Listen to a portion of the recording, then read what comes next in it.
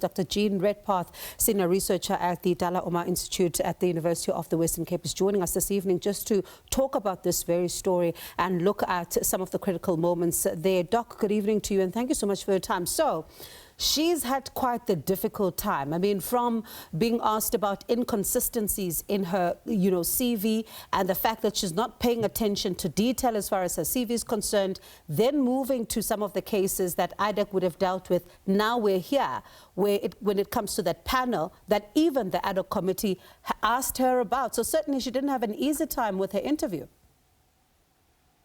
No, and I think that the difficulty for all the applicants who are currently in the National Prosecuting Authority is that the public and the panel's frustrations with the performance of the Prosecuting Authority is coming out in the questions.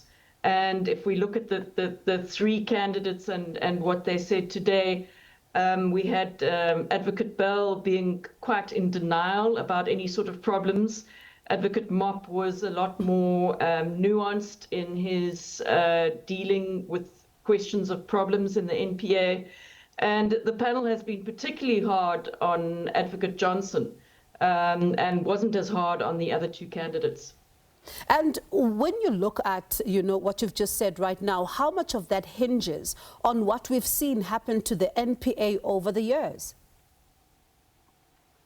Yes, so I think what people are very frustrated about is ordinary people know that things are not working as they should be, and that what we need is something different. And I think the frustration is also with the candidates not seeming to present, or thus far anyway, something different. And it gives a feeling of dread that we might continue with this long, slow process of an institution just limping along rather than being, spearheading the fight against corruption and crime in our country. And there is a question that was quite interesting that was put to her, right? But I'm thinking about it in the context of all the candidates and whoever emerges here. That is going to be quite, critical, especially when you think about what you just said. For example, she was asked by the chairperson of the Public Service Commission, Professor Somadoda Figeni, that let's talk about what your understanding is around the meeting of targets versus impact when it comes to the work of the National Prosecuting Authority. And she does say that, yes, you can meet the targets, but if you're not having an impact, it actually defeats the purpose. And I suppose that is the big question, and one that the NDPP, whoever it is, will need to then answer and actually ensure that the office actually does now have a greater impact than we've seen. Yes, and I think that the targets have been part of the problem. The targets are usually expressed as conviction rates, and the way the NPA calculates their conviction rates is only of the cases they choose to prosecute. So what that has effectively meant over time is they are choosing the easy cases or the cases that they are more confident of winning, which is why they can boast about 80%, 90% in the district court.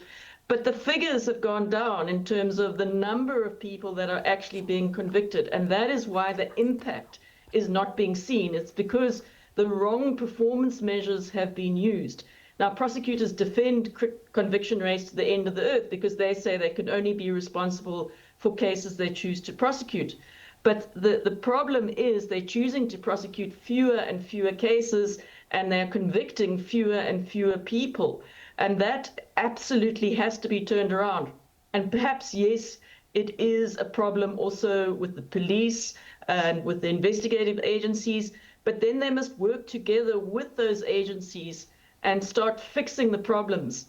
We cannot keep talking about 90% plus conviction rates when we're actually sending half as many people to a conviction than we did 20 years ago. It's literally gone from 300,000 to 150,000. And and most of those 150,000 are actually not being sentenced to imprisonment. Only under 50,000 are being sentenced to imprisonment. At the peak in around the early 2000s, we saw at one stage 190,000 people be sentenced to imprisonment. So it's really a huge drop that has occurred over 20 years. Yeah. And it's partly a function of the way the National Prosecuting Authority was designed.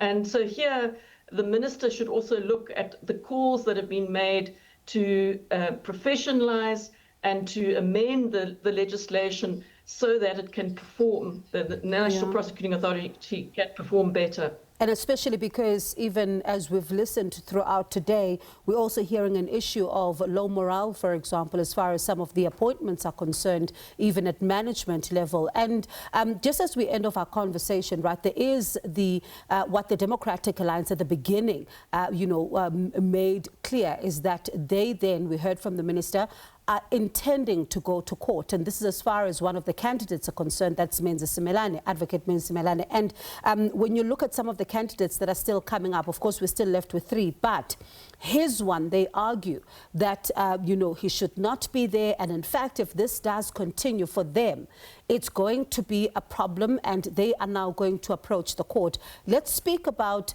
his candidacy, his history that the Democratic Alliance says cannot be ignored, as well as the 3 candidates now on screen that we're still expecting to, he's part of the 3, in fact, the other 2 that we're still expecting to hear from tomorrow. Yes, I mean, there are only 2 legal requirements to be national director. The one is that you are a fit and proper person, and 2, that you have the right to appear in all the courts of South Africa. So that basically means you're a lawyer. The second part. Now, Simelane was previously appointed as national director by President Zuma, and the Constitutional Court said that appointment was irrational because there had just been the Janwala Commission where findings were made that Simelane lacked integrity, that he didn't answer honestly, that he tried to mislead the commission, and that basically excludes you from being a fit and proper person. And so your fitness and properness is over your whole lifetime. It can't be that just because it was 10 years ago, 15 years ago, it's no longer relevant. So really, I think that the panel erred in even putting him on the list to be discussed. And when you look quickly at Herman Cornier and the other candidate as well, that is Advocate Olisile Kanyile, what do you make of those 2 as well? So I think they are the strongest 2 candidates, possibly because they're no longer in the National Prosecuting Authority, so they have some outside experience to bring to bear. The National Prosecuting Authority is quite insular. Herman Cornier has strong experience early on with asset forfeiture and also briefly in the ID, but her clashes in style and approach with Advocate Batohi meant it was untenable for her to stay, and she's been spending her time really understanding the problems of the criminal justice system and how to fix them. Advocate Kanyile was appointed as South Gauteng acting head and then as Free State division head, and she served during the time of state capture. So that's an interesting point that we'll see whether the panel will ask her about that or not. And then she moved to the Financial Intelligence Center, where she was for, I think, 6 years, and has been competent in that position, which is obviously very important in South Africa. So I think those 2 are the strongest candidates. Doc, appreciate your time. Thank you so much for talking to us. Certainly we can expect, as you say, a bit more of robustness when it comes to some of the line of questioning there. Thank you so much for chatting to us this evening, Dr. Jean Redpath.